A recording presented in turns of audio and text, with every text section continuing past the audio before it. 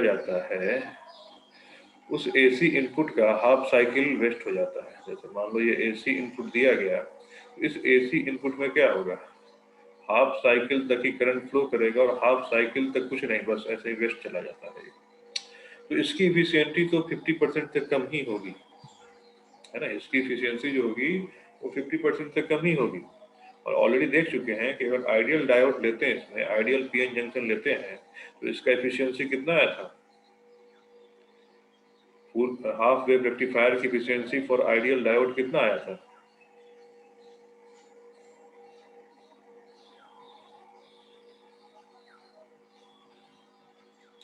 अरे कल ही कराया ना, 40.6 40.6 आया था। तो देख सकते हो कि इसकी इफिशियंसी जो होती है वो इफिशियंसी 50% से कम होती है। तो ये जो है ये तब बना था जब full wave rectifier fully functional में नहीं आया था। लेकिन फुल वेव रेक्टिफायर जो होता है, इसमें क्या होगा कि जो भी हम अल्टरनेटिंग करंट से पल्स लेंगे या जो भी अल्टरनेटिंग करंट से हम सिग्नल लेंगे, उस सिग्नल का पूरा इस्तेमाल किया जाएगा। बस फर्क ये होगा कि अल्टरनेटिंग करंट में जो करंट जो अपना डायरेक्शन चेंज करता है, वो डायरेक्शन यहाँ पे चेंज नहीं होगा। अच्छा, ये जो हम हाफ वेव रेक्टिफायर लिए थे और उसमें जो हमारा आउटपुट आया था, हाफ वेव रेक्टिफायर में जो आउटपुट आया था, तो वो आउटपुट क्या कंप्लीटली डीसी था क्या? मतलब कंप्लीटली डीसी का अगर हम बात करें, कंप्लीटली यूनिफॉर्म तरीके से करंट दे रहा था क्या? नहीं ना। तो ये इसको हम लोग पल्सेटिंग डीसी बोलते हैं। इसको हम लोग क्या बोलते हैं? Pulsating DC. पल्सेटिंग डीसी मतलब क्या होता है? ये होता है mix of AC and DC. Mix of AC and DC मतलब इसमें करंट का वेरिएशन हो रहा होता है, लेकिन एक ही डायरेक्शन में वेरिएशन हो रहा होता है। अब अगर मुझे इसमें से यूनिफॉर्म डीसी चाहिए, तो इसके लिए हम क्या कर सकते हैं? अगर मुझे जो आगे डिवाइस लगा हुआ है उसमें फ्लक्चुएशन वाला करंट या वोल्टेज नहीं चाहिए, एक कांस्टेंट करंट या वोल्टेज चाहिए, तो इसके लिए हम क्या करते हैं, फिर उसके आगे मतलब जो रेक्टिफायर से आउटपुट लिया जाता है, जैसे मान लो ये रेक्टिफायर का ब्लॉक डायग्राम हो गया और यहाँ पे वो हम लोड रेसिस्टर लेते थे, इसमें आउटपुट लेके इसको डालते थे और यहाँ से हमारा अल्टरनेटिंग करंट हुआ करता था और ये रेक्टिफायर हुआ करता था। अब इसमें क्या करेंगे कि अब यहाँ जो करंट, अगर ये हाफ वेव रेक्टिफायर है, अगर ये हाफ वेव रेक्टिफायर है, तो यहाँ से जो करंट इनपुट मिल रहा होगा ये मिल रहा होगा और ये जो आउटपुट है, इस आउटपुट पे जो हमें सिग्नल कुछ ऐसे मिल रहा होगा या करंट वोल्टेज ऐसे मिल रहा होगा। बट ये जो लोड रेसिस्टेंस है, मान लो इसको ये नहीं चाहिए, इसको क्या चाहिए, ये चलो ज्यादा फ्लक्चुएशन, मतलब इस तरह का फ्लक्चुएशन सह सकता है, इतना फ्लक्चुएशन नहीं सह सकता है। तो इसके लिए क्या किया जाता है कि इस लोड रेसिस्टेंस से पहले फिल्टर लगाया जाता है, फिल्टर। और वो फिल्टर क्या हो सकता है? तो वो फिल्टर या तो एक सिंगल पैरेलल में हम कैपेसिटर लगा दें, या फिर इंडक्टर कैपेसिटर लगा दें, या फिर दो कैपेसिटर और एक इंडक्टर इस तरीके से लगा दें। ठीक है, तो ये फिल्टर लगाने के बाद इसको जो आउटपुट करंट मिलेगा वो नियरली क्या मिलता है, कांस्टेंट डीसी मिलता है। ये बात समझ में आई? Yes sir. ठीक है, तो ध्यान रखना है कि यहाँ डीसी जो मिल रहा है वो पूरा का पूरा डीसी नहीं है। तो किस तरह का डीसी है वो पल्सेटिंग डीसी है। पल्सेटिंग डीसी मतलब mix of AC and DC. Okay, तो अब हम जो बात कर रहे हैं फुल वेव रेक्टिफायर का, तो फुल वेव रेक्टिफायर का जो एडवांटेज है हाफ वेव रेक्टिफायर पे, वो क्या होगा? सबसे main advantage full wave rectifier का हाफ वेव रेक्टिफायर पे क्या होगा? फुल वेव रेक्टिफायर का हाफ वेव रेक्टिफायर पर क्या एडवांटेज होगा?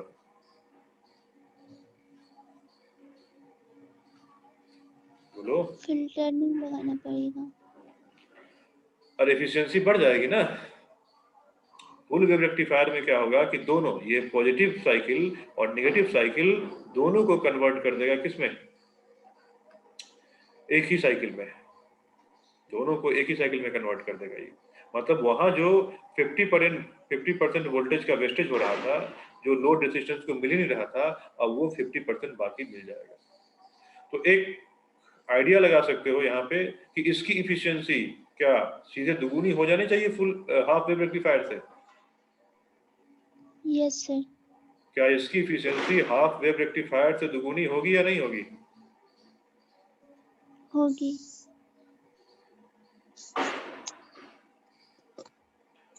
क्या वो समझ में नहीं आ रहा है?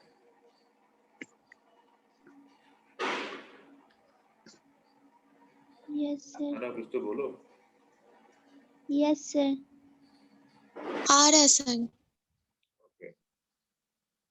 तो इसी में दो तरह का सर्किट होगा, एक centre tap full wave rectifier होगा और एक फुल वेव ब्रिज रेक्टिफायर होगा। तो सबसे पहले इसमें हम देखेंगे centre tap full wave rectifier को देखेंगे। तो पहली हेडिंग डाली जाएगी centre tap full wave rectifier. तो इसका ब्लॉक डायग्राम कुछ ऐसे बनाएंगे। पहले एक ट्रांसफार्मर ले लिया जाएगा। तो ये इसका प्राइमरी कॉइल है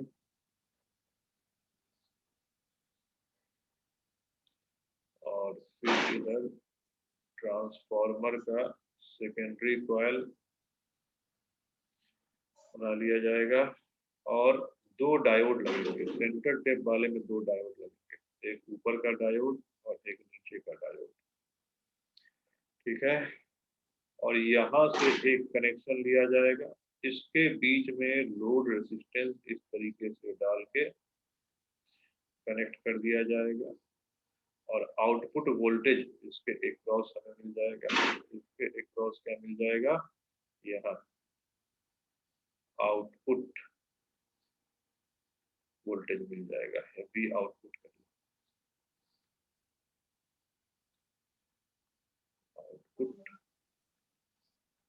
वोल्टेज। ये डायोड D1 है, ये डायोड D2 है, इसकी रेजिस्टेंस RL है। दोनों डायोड का रेजिस्टेंस कुछ ना कुछ होगा। रियल अगर डायोड होगा तो दोनों की कुछ ना कुछ रेजिस्टेंस होगी। तो यहाँ भी रेजिस्टेंस अगर RD आता है, इसका भी रेजिस्टेंस RD आता है, दो रेजिस्टेंस हो जाएगा। प्लस इसमें जो वायर कनेक्टेड है इसका भी कुछ ना कुछ रेजिस्टेंस हो सकता है, बट उसको फिलहाल अभी हम नहीं इसमें कंसिडर कर रहे हैं। अब फिगर बनाते वक्त अगर फुल वेव रेक्टिफायर आ जाता है तो फिगर अच्छे से बनाना होता है। ये मेनली अब सीबीएसई एग्जाम के लिए बताया जा रहा है ना। इसमें थ्योरेटिकल पार्ट तुम्हें सीबीएसई एग्जाम में पूछ सकता है। तो यहाँ पे दो लाइन ऐसे करके डाल देना, एक लाइन ऐसे। इस लाइन का मतलब होता है कि इन दोनों में जो म्यूचुअल इंडक्टेंस है उससे काम हो रहा है, उसको रिप्रेजेंट किया जाता है। इस तरीके से उसका फिगर बन जाएगा। ये क्या बनेगा? ये उसका फिगर बन जाएगा। वोल्टेज यहाँ पे जो अल्टरनेटिंग वोल्टेज सप्लाई हो रहा है उसको V equal to V naught sine omega T लिख सकते हो। और इसके कॉरस्पॉन्डिंग जो करंट इस सर्किट में आएगा वो हो जाएगा I equal to I naught sine omega t आ जाएगा। अब यहाँ पे जैसे ये इंड है और ये इंड है, इस इंड का नाम हम दे देते हैं PQ दे देते हैं। तो PQ की वैल्यू हाफ साइकिल के लिए, PQ की वैल्यू हाफ साइकिल के लिए एक बार पॉजिटिव एक बार निगेटिव होगा इसमें हाफ टाइम पीरियड के लिए, एंड ये फिर एक बार निगेटिव एक बार पॉजिटिव होगा नेक्स्ट हाफ टाइम पीरियड के लिए। तो यहाँ जो हमें इनपुट सप्लाई मिलेगा, यहाँ जो हमें इनपुट सप्लाई मिलेगा वो साइनोसॉइडल मिलेगा। उसका हम ग्राफ बना सकते हैं इस तरीके से।